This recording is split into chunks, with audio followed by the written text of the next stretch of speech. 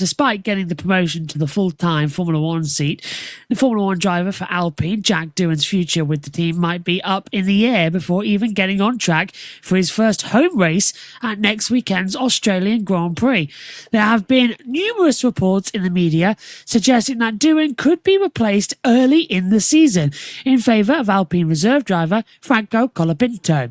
Now, according to a report from motorsport.com, people inside the F1 paddock believe that Doohan will have a lot of pressure on him from the start because Flavio Briatore may not hesitate to put Colapinto in the car and get sponsorship money from South America.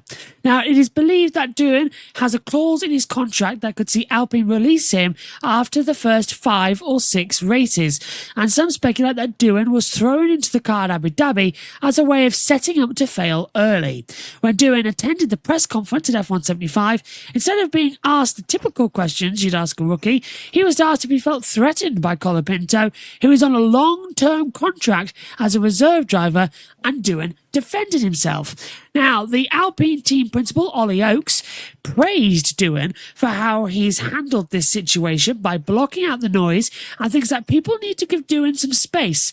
However, it probably doesn't help when you see Briatore posting photos of himself with Colapinto on his social media pages, who praised Colapinto for being one of the best young and quick drivers for the future. The link to this article is in the video description below, and the photo courtesy there of Formula One. Well, certainly it was a topic during pre-season testing. Ollie Oakes coming out and saying, well, the British media made this up. The media made this up. Yeah, and as Ted Kravitz rightly pointed out, we weren't the ones who were posting photos. We weren't the ones who were signing Franco Colapinto. So my question is simple. Do you feel bad for Jack Doohan, who is already facing tons of pressure in the media so early on before the 2025 season even begins? Yeah. You think back to Monaco in May when we had Pierre Gasly and Esteban Ocon crash into each other on the first lap. All the focus was then going to be on, would Ocon be benched for a race or more? And all the attention was on Jack, who had kind of hit the ceiling in F2. He'd done the right thing. He'd won races. He'd been in the championship contention, hadn't won it, but was in contention the year before, and said, I don't want to go and do F2 again. I want to base myself with the Alpine team for the year and make sure I can get myself in the shop window for a full-time ride, if anything was to happen to the full-time drivers, which of course it has with Esteban Ocon moving on.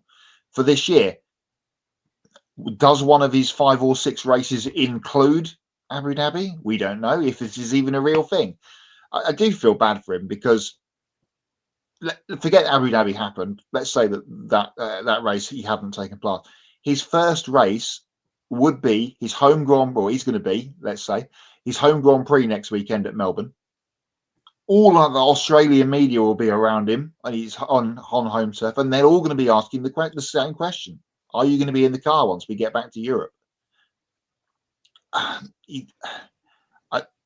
Surely there's got to be some kind of clause or some sort of performance marker he has to hit, perhaps, to keep him in there, points scored or podium, or that's very unlikely, or something to keep him. But yeah, I mean, to go into your first full-time season and already look like you're on the chopping block is not great for anyone, let alone, as I say, a rookie coming into the season. If this has been, I don't know, Fernando Alonso perhaps being replaced by someone at Aston Martin or someone that's been around the sport for a long time, then it's perhaps slightly different. But for a fully fresh rookie, minus that one Grand Prix at Abu Dhabi coming in, it must be. I was blocking out the noise, yes or no. It still must be. Once he puts his head on the pillow at night or on the plane to Melbourne, you're going to be thinking about how many races have I got with this team. And we all said it at the time when Colapinto was hired. That's, that puts pressure on the 2 lead drivers, and the French team aren't going to get rid of Pierre Gasly, are they? No, it doesn't seem like the French team will get rid of the French driver in Pierre Gasly, but they got rid of the other French driver in Esteban Ocon. We'll see how he gets along later this season at Haas. But yeah, it's a real difficult situation for Jack Doohan. I feel really bad for him because I watched Jack Doohan progress up the road to F1 ladder system, and like you said, Matt, he did everything that he needed to do and maxed out in Formula 2 to get this opportunity. And last year, even sat out most of the racing season. Being Alpine's reserve driver, just focusing on that. And I've read the stories of how Jack Doohan has this incredible work ethic, how he stayed up to 3 a.m. working on data to try to help Gasly and Ocon with what they set up for qualifying and all of that to help the cars get faster. And they credited Doohan for for working long hard hours and, going above and beyond on what it means to be a Formula One reserve driver. So Jack Doohan, he really worked hard and earned this opportunity to be a full-time F1 driver for Alpine. But as we know, money talks in business.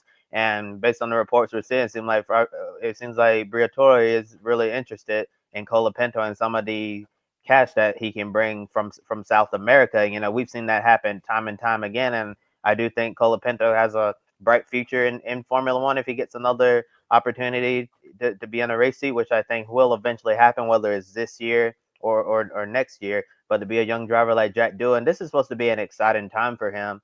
He's after dreaming of being a Formula One driver for all these years, all of those hours that you've put in, all of the hard work, you finally make your dream happen. And next weekend is supposed to be the most exciting time of your F1 career at the very beginning because you're going to be racing in front of your hometown crowd at Albert Park in Melbourne, Australia. It's supposed to be, such a thrilling experience. And for him having this cloud hanging above his head before the season even begins, it really has to suck. It's supposed to be all about the pomp and circumstance, the excitement of the Aussie fans, getting on their feet and cheering for you as you're driving around the track. But instead, you'll have like 50-50, be balancing the emotions of, yes, I'm finally a full-time F1 driver. I'm finally racing in my home Grand Prix at Australia. But at the same time, I'm also racing for my job. And when you put that pressure on a young driver like Doohan, sometimes the pressure will be too much.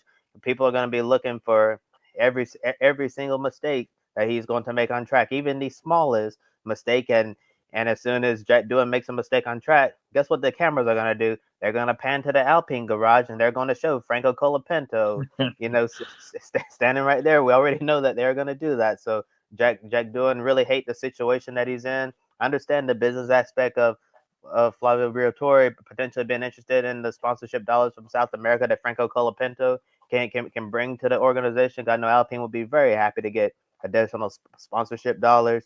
Yeah, so I get that part, but Jack Doohan, really hate to see the situation that he's in. Hopefully, he responds to the pressure in a positive way, goes out there, doesn't put a wheel wrong, and tries to take the fight to Pierre Gasly as the season goes on. We really hate for this to end after five, 6, 7 races or whatever.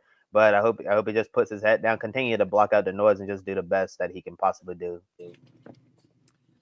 We'll see what he does at his first home race in Australia next weekend. You hear that, everybody? We're nearly through the off-season. I know everything else has started, but we all know when Formula One starts, everything truly returns to normal. It's been an okay season so far. It's weird for Formula One to be the latest to start. It really is quite a strange year we're having when it's got the busiest calendar of all the other motorsports, bar NASCAR. That seems to go on for an eternity. But still, that's going to be Australia next weekend as well, back in its traditional start point.